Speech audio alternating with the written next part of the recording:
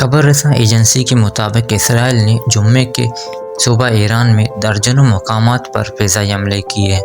دارالحکومت تہران کے شمال مشرقی علاقے میں بھی دھماکوں کی زوردار آوازیں سنی گئی اور بعض مقامات سے دھوئیں کے بادل اٹھتے دکھائی دیے۔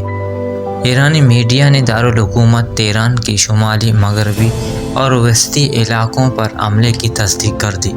اسرائیلی وزیر دفاع نے اعلان کیا کہ اسرائیل نے ایران پر پیشگی حملے کر دیا ہے، ملک میں ہنگامی حالت نافذ کر دی ہے۔ اسرائیلی فوجی عہدیدار کے مطابق اسرائیل جوہری اور فوجی اہداف کو نشانہ بنایا گیا۔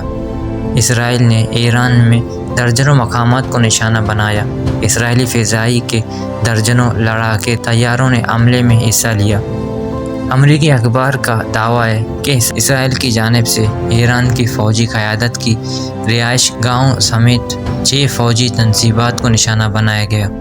ایرانی میڈیا نے تصدیق کی ہے کہ اسرائیلی حملے میں پاسداران انقلاب کے سربراہ میجر جنرل حسین سلامی اور جوہری سائنسدان فرید عباسی اور محمد مہدی شہید ہو گئے ہیں۔ ایرانی سرکار ٹی وی نے کہا ہے کہ تہران میں پاسدار انقلاب کے صدر دفتر کو اسرائیل نے نشانہ بنایا۔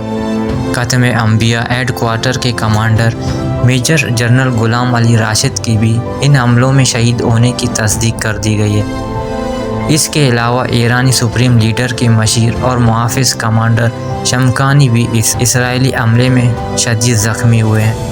ایرانی سرکاری ٹی وی کے مطابق تہران کے رہائشی علاقے پر اسرائیلی حملے میں متعدد افراد جاں بحق ہوئے ہیں۔ جاں بحق ہونے والوں میں بچے بھی شامل ہیں۔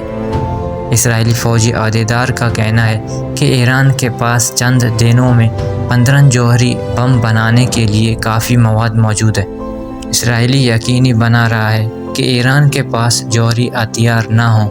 اسرائیلی فوج نے کہا ہے کہ ایران پر حملے کا پہلا مرحلہ مکمل کر لیا ہے۔